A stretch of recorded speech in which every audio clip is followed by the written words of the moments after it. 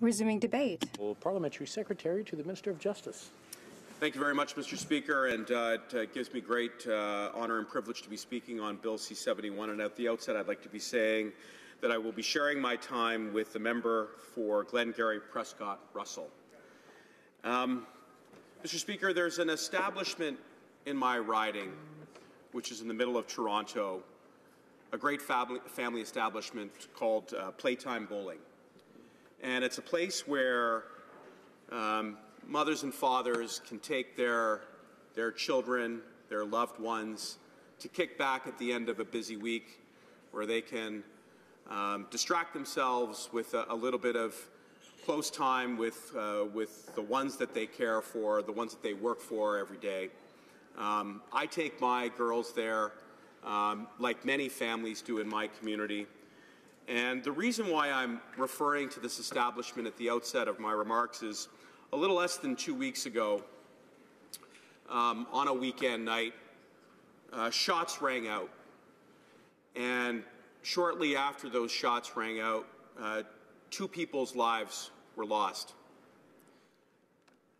This is part of a disturbing trend which we've seen not only in my community, not only in the City of Toronto or the GTA, but right across the country. And I think that it's something that all members should be fully grasped with.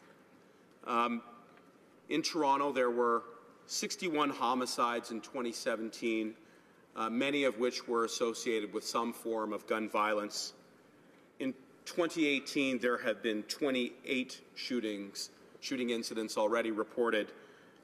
This number is up 55% from this point in time last year.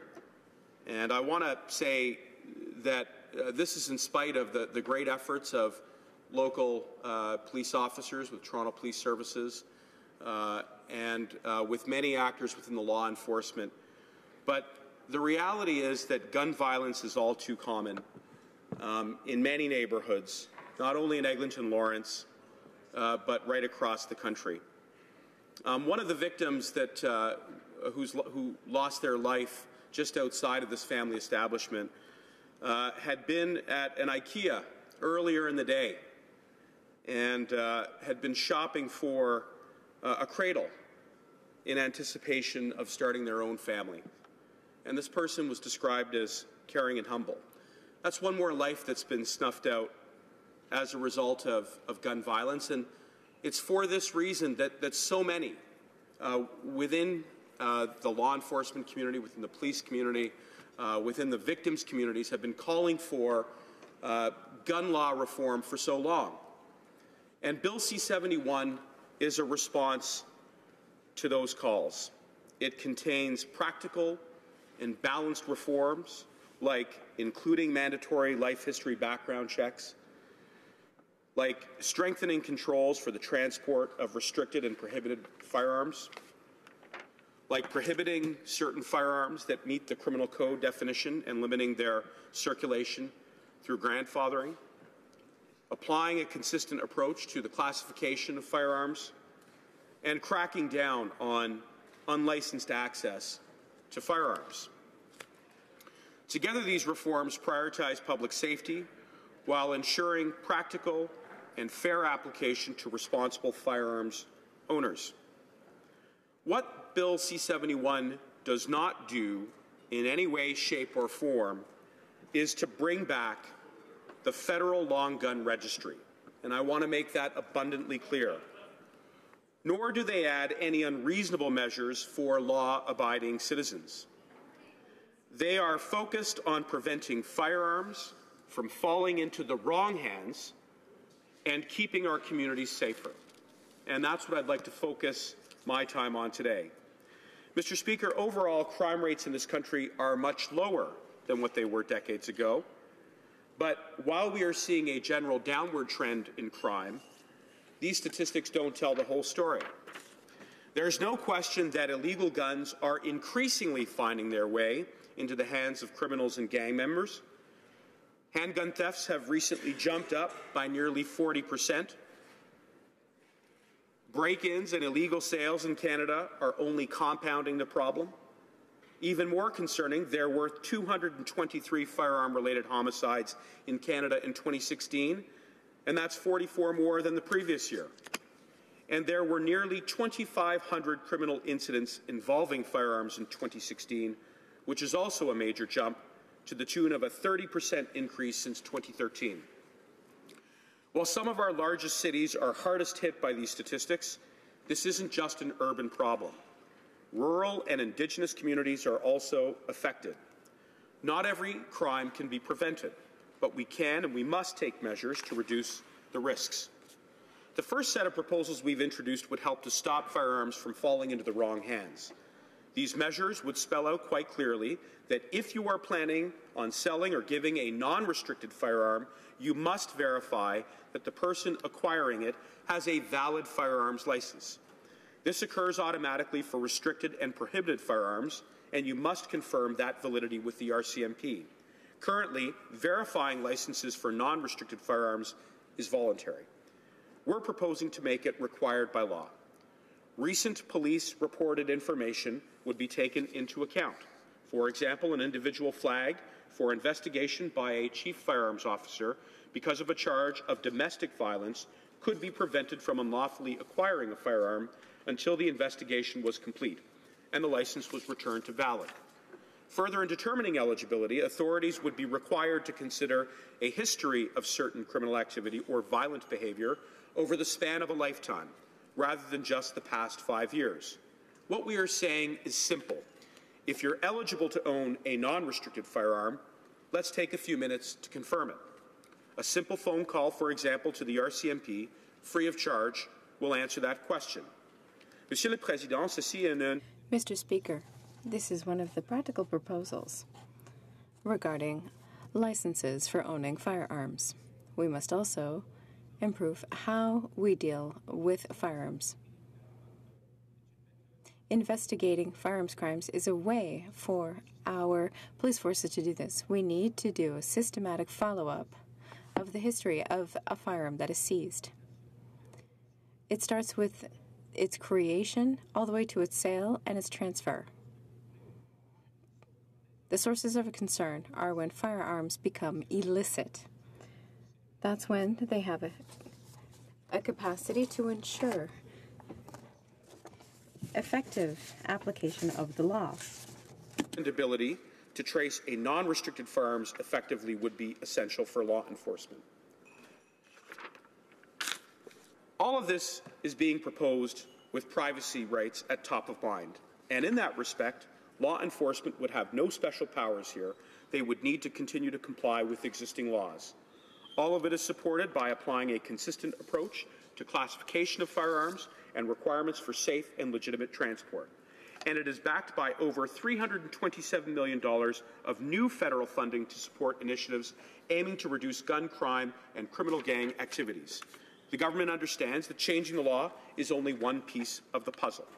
Efforts like capacity building, education, outreach, and research, and more importantly, more frontline police officers are being dedicated through this new federal funding. We believe in effective measures that strengthen public safety while remaining fair and manageable for law-abiding owners and businesses. Firearm-related violence has not been the norm in Canada. We intend to keep it that way. And that's why I'm proud to be standing behind Bill C-71 and this legislation today. Before I conclude my remarks, I would just encourage all members to think about the innocent lives that have been lost, to remember that in the course of debating this bill, that what we are trying to do is to not only just to pay homage to those lives which have been lost needlessly and senselessly as a result of gun violence, but to prevent the next unnecessary loss. Mr. Speaker, this bill will do that. It will do so in a way by striking a balance between having sensible laws while at the same time respecting responsible gun ownership. Thank you, Mr. Speaker. Questions and comments. The honourable member for North Okanagan-Shuswap. Thank you, Mr. Speaker, and I thank the Honourable Parliamentary Secretary for his speech on this. I can't help but think that this is just an attempt to change the channel by this government. We aren't even going to be allowed one full day of debate on a bill that was just introduced last week The public are just barely starting to find out about this and realizing that this government, again, is creating a gun registry. The minister or the parliamentary secretary claims not, but how can the bill refer to a registrar and that transfer authorizations need to be obtained from the registrar? That transfer authorization would have a number attached to it. All firearms businesses, all of their transactions and sales would need to be kept for 20 years and be available on demand. How can this parliamentary secretary claim that this isn't just a renewed gun registry? The Honourable Parliamentary Secretary. Because, Mr. Speaker, the provisions which are being put forward by this legislation are entirely sensible. They're practical and they're balanced. They call for a number of things like enhanced background checks.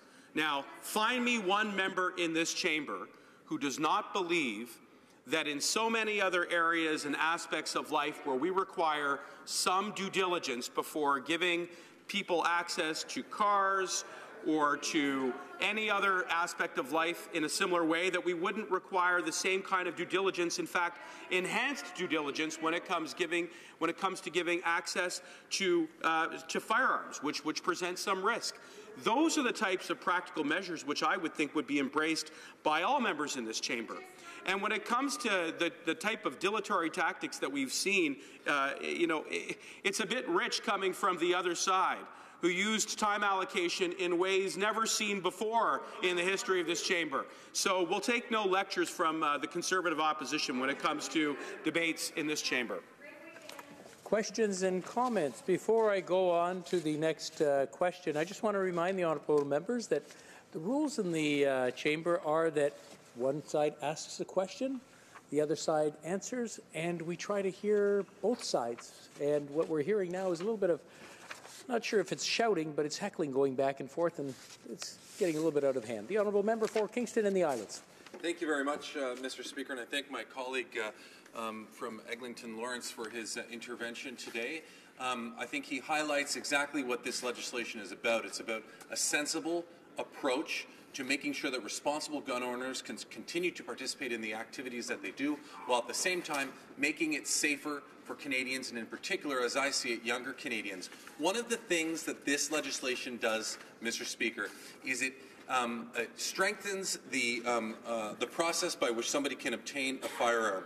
Currently, the CFO, the Chief Firearms Officer, can only look back 5 years into somebody's history when making a determination as to whether or not they can own a firearm. I'm wondering if the member can comment based on his experience, and I know he has had a lot in his previous career, as to how this can transform the way that we can genuinely take a look at somebody's history, and whether he thinks it's a good idea that we look even further back than just 5 years.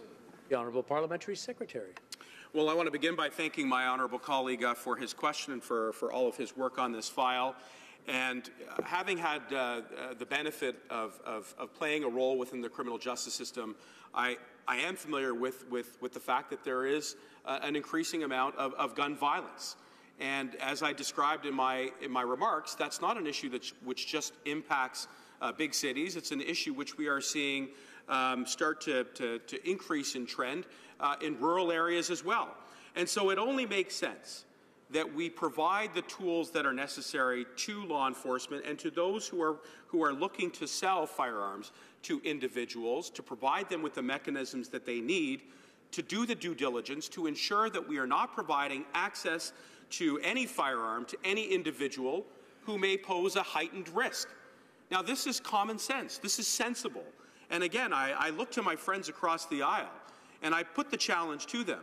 Tell me why we would only want to look back 5 years when we know that individuals who are engaged in organized crime often have a history which reaches beyond that temporal limit. So I put the question back to them.